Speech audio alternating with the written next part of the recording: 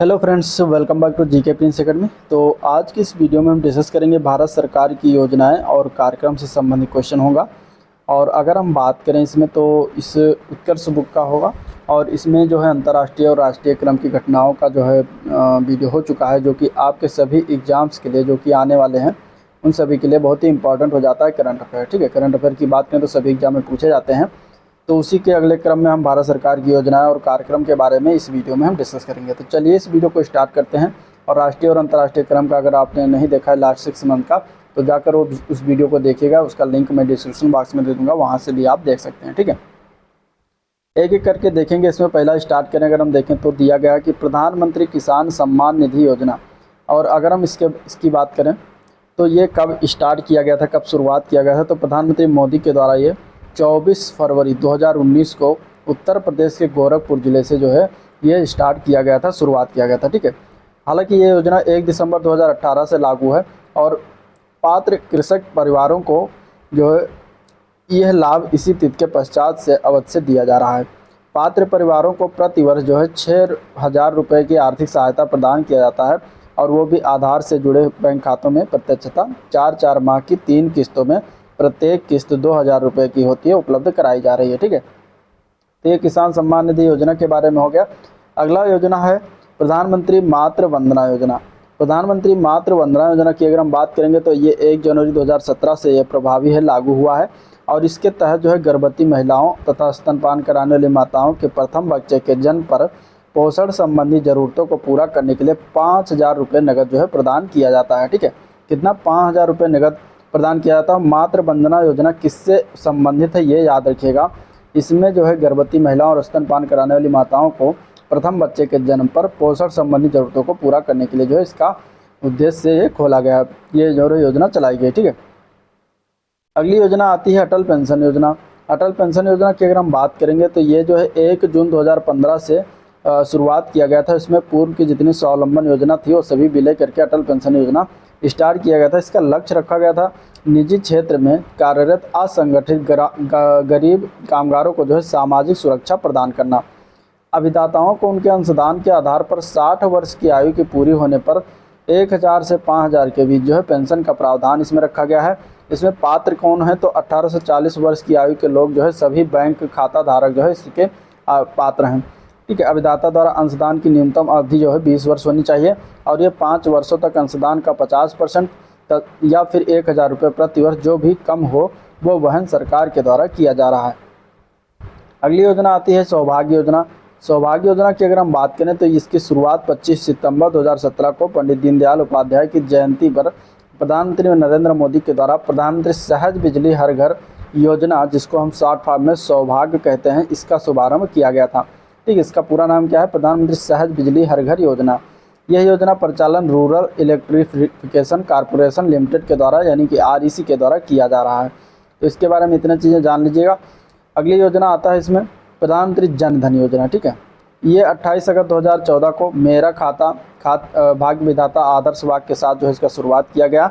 इसमें लक्ष्य क्या रखा गया? चयनित वर्गों का वित्तीय समावेशन करना इसका लक्ष्य था।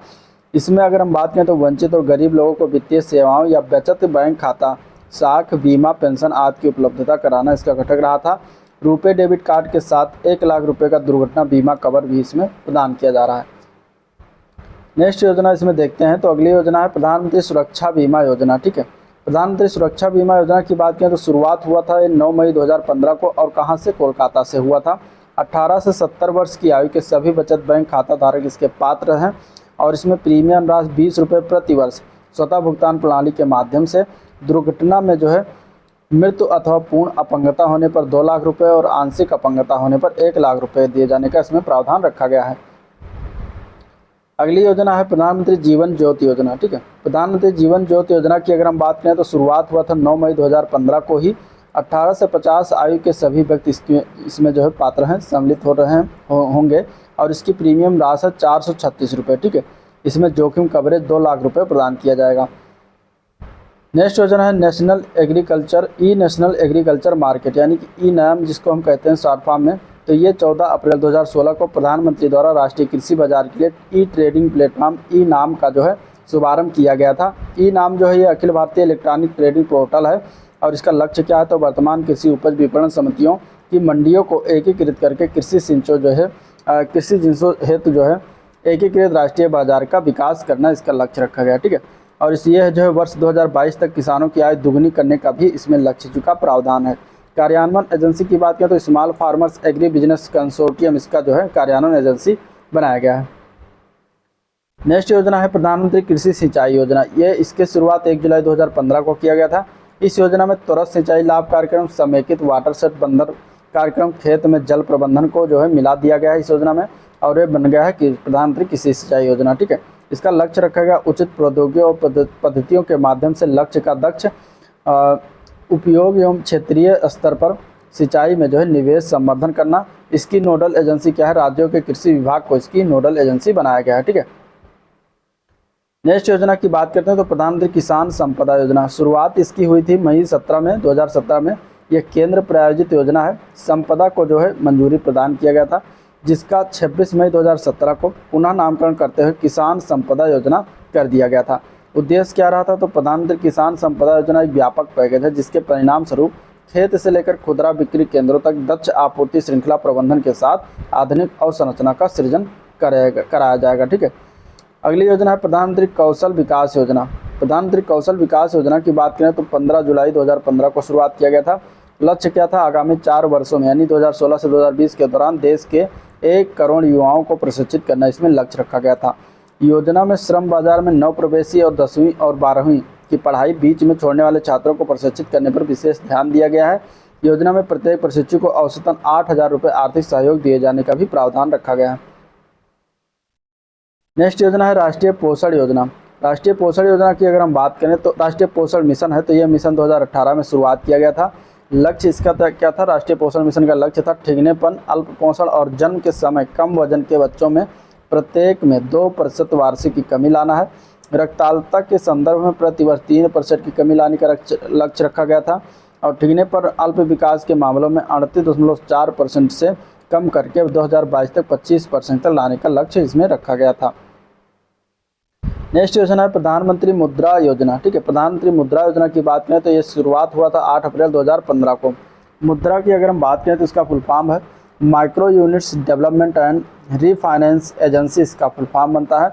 और ये इसका गठन जो कंपनी अधिनियम 2013 के अंतर्गत भारतीय लघु उद्योग विकास बैंक के एक अनुषंगी इकाई के रूप में इसका शुरुआत किया गया था। यह 3 श्रेणियों में विभाजित किया गया है। पहला शिशु उद्योग जो कि 50 रुपये तक इसमें ऋण प्रावधान है। दूसरा है किशोर उद्योग जिसमें 50,000 से 5 लाख रुपए तक का ऋण प्रावधान है। तीसरा है तरुण उद्योग जिसमें 5 लाख से 10 लाख रुपए तक का ऋण प्रावधान रखा गया है। नेक्स्ट योजना है प्रधानमंत्री आवास योजना। प्रधानमंत्री आवास योजना की अगर हम बात करें जो शहरी क्षेत्रों में शुरुआत किया गया था 25 जून 2015 को। इसका लक्ष्य था 2022 तक शहरी गरीबों को आवास उपलब्ध कराना। यह योजना जनगणना 2011 के अनुसार घोषित सभी 4041 सामुदायिक कस्बों को जो है कवर करेगी। स्टार्टअप इंडिया की बात करें तो 15 अगस्त 2015 को घोषणा किया गया था, जबकि 16 जनवरी 2016 को यह शुभारंभ हुआ था। नवोन्मेष को बढ़ावा तथा कारोबार की शुरुआत हेतु अनुकूल वातावरण का सृजन करना इसका मेन उद्देश्य रहा था। प्रधानमंत्री वय वंदना योजना। ठीक है, प्रधानमंत्री वय वंदना योजना की शुरुआत किया गया था प्रधानमंत्री द्वारा इसका जो शुरुआत किया गया था केंद्रीय वित्त मंत्री अरुण जेटली के द्वारा नई दिल्ली से 21 जुलाई 2017 को। ठीक है, प्रधानमंत्री वय वंदना योजना की शुरुआत। और इसके अंतर्गत अगर हम बात करें तो इसमें प्रावधान था 60 वर्ष या उससे अधिक आयु के वरिष्ठ नागरिकों के लिए पेंशन योजना है। प्रारंभ में 1 वर्ष के लिए ये था, परंतु वर्तमान में इसे 31 मार्च 2023 तक के लिए बढ़ा दिया गया है। योजना के संचालन का दायित्व भारतीय जीवन बीमा निगम का है, और इस योजना के तहत पेंशन हेतु एक मुश्त भुगतान पर 10 वर्षों के लिए 8% वार्षिक ब्याज की दर से निश्चित रिटर्न दिया जाता है। अगली योजना है प्रधानमंत्री उज्ज्वला योजना। प्रधानमंत्री उज्ज्वला योजना की बात करें तो इसकी शुरुआत हुई थी 1 मई 2016 को बलिया जिला उत्तर प्रदेश से। लक्ष्य इसमें था कि गरीबी रेखा से नीचे जीवन यापन करने वाले निर्धन परिवारों को स्वच्छ ईंधन उपलब्ध कराना इसका लक्ष्य रहा था। इसमें आदर्श वाक्य था स्वच्छ ईंधन बेहतरीन जीवन। ठीक है, ये योजना बीपीएल परिवारों के लिए प्रत्येक एलपीजी कनेक्शन पर 1600 रुपये की वित्तीय सहायता प्रदान करती है। 10 अगस्त 2021 को प्रधानमंत्री मोदी ने वीडियो कॉन्फ्रेंसिंग के माध्यम से उत्तर प्रदेश के महोबा जिले में प्रधानमंत्री उज्ज्वला योजना के दूसरे चरण उज्ज्वला योजना 2.0 की शुरुआत किया था, तो ये भी याद रखिएगा। नेक्स्ट योजना है प्रधानमंत्री फसल बीमा योजना। इसकी शुरुआत हुई थी, घोषणा हुई थी 13 जनवरी 2016 को और शुरुआत हुई थी खरीफ वर्ष 2016 से प्रभावी हुआ था। किसानों द्वारा प्रीमियम राशि की बात करें तो खरीफ फसल पर 2%, रबी फसल पर 1.5% और वाणिज्यिक एवं बागवानी फसलों पर 5% का जो है देय प्रीमियम राशि इसमें प्रावधान है। प्रीमियम राशि बीमित राशि और अनुमानित भावित क्षति जो है दोनों में से जो भी कम हो उसका निर्दिष्ट प्रतिशत होगा।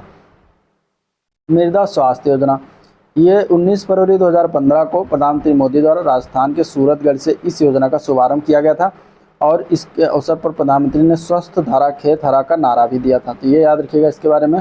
प्रधानमंत्री किसान पेंशन योजना, तो इसकी शुरुआत 31 मई 2019 को प्रधानमंत्री नरेंद्र मोदी के दूसरे कार्यकाल के प्रथम मंत्रिमंडलीय बैठक के दौरान प्रधानमंत्री किसान पेंशन योजना को स्वीकृति प्रदान की गई थी।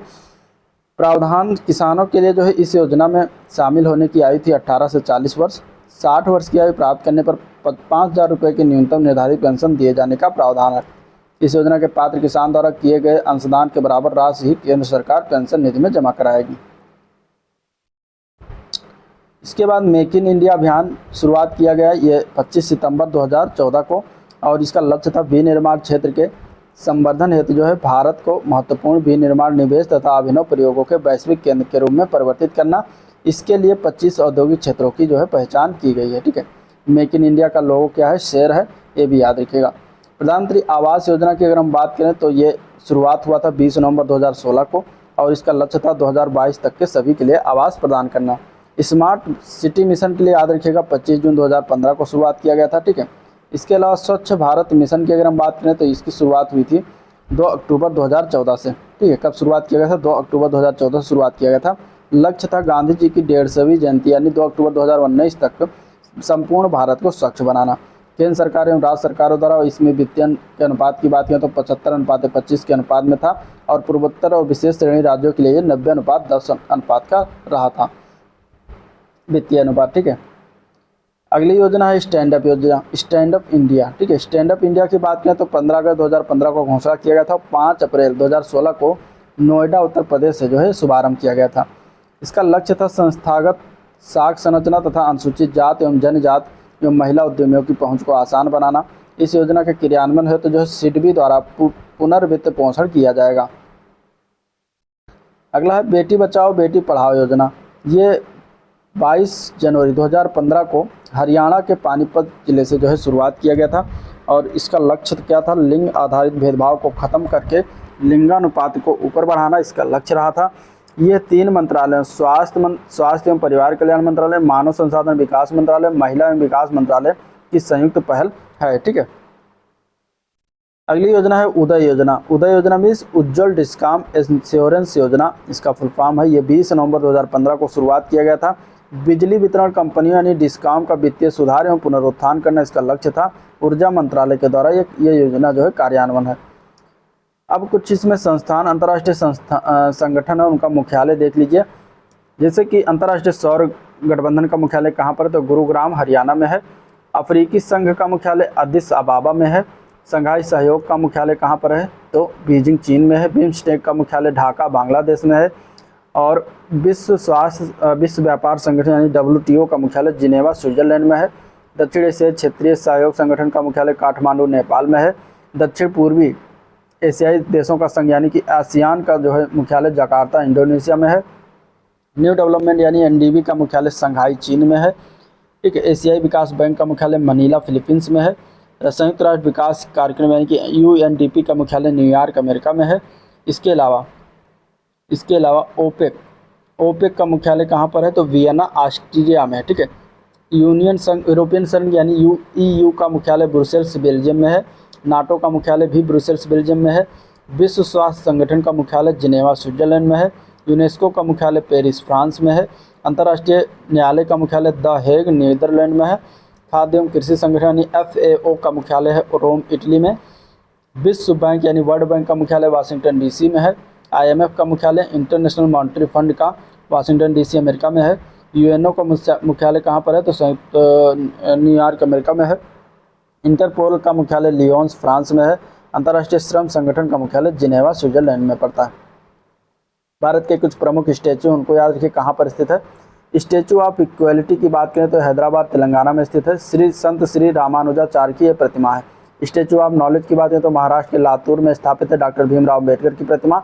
स्टैचू ऑफ प्रॉस्पेरिटी की बात करें तो बेंगलुरु में स्थापित है, कर्नाटक में संत श्री नाथ प्रभु केम्पेगौड़ा का है, बेंगलुरु के संस्थापक हैं, इनकी प्रतिमा है। स्टैचू ऑफ पीस की बात करें तो राजस्थान के पाली जिले में स्थित जैन आचार्य विजय वल्लभ सुरेश्वर जी महाराज की मूर्ति है। स्टैचू ऑफ पीस की बात करें तो श्री रामानुजाचार्य का स्टैचू जम्मू कश्मीर के श्रीनगर में है। इसके अलावा स्टैचू ऑफ बिलीफ यानी कि विश्वास स्वरूपम, ये राजस्थान के नाथद्वारा शहर में भगवान शिव की प्रतिमा है। ठीक है। स्टैचू ऑफ यूनिटी की बात करें तो गुजरात के केवड़िया में नर्मदा नदी के तट पर स्थित 182 मीटर ऊंची सरदार वल्लभ भाई पटेल की ये प्रतिमा है। तो इस तरीके से भारत में इंपॉर्टेंट स्टैचू जो थे उसको भी देखा गया। तो इस तरीके से ये था ओवरऑल वीडियो जिसको हम लोगों ने देखा। इसमें टोटल सभी योजनाएं और इंपॉर्टेंट योजनाएं और उनके कार्यक्रम जो है डिस्कस किया गया। अगर वीडियो पसंद आया तो लाइक करिए, चैनल को सब्सक्राइब नहीं किया अभी तक तो सब्सक्राइब करना मत भूलिएगा, साथ ही साथ अपने दोस्तों में शेयर भी कर दीजिएगा। ठीक है, चलिए इस वीडियो को एंड करते हैं, मिलते हैं इसके नेक्स्ट वीडियो में, तब तक के लिए थैंक यू।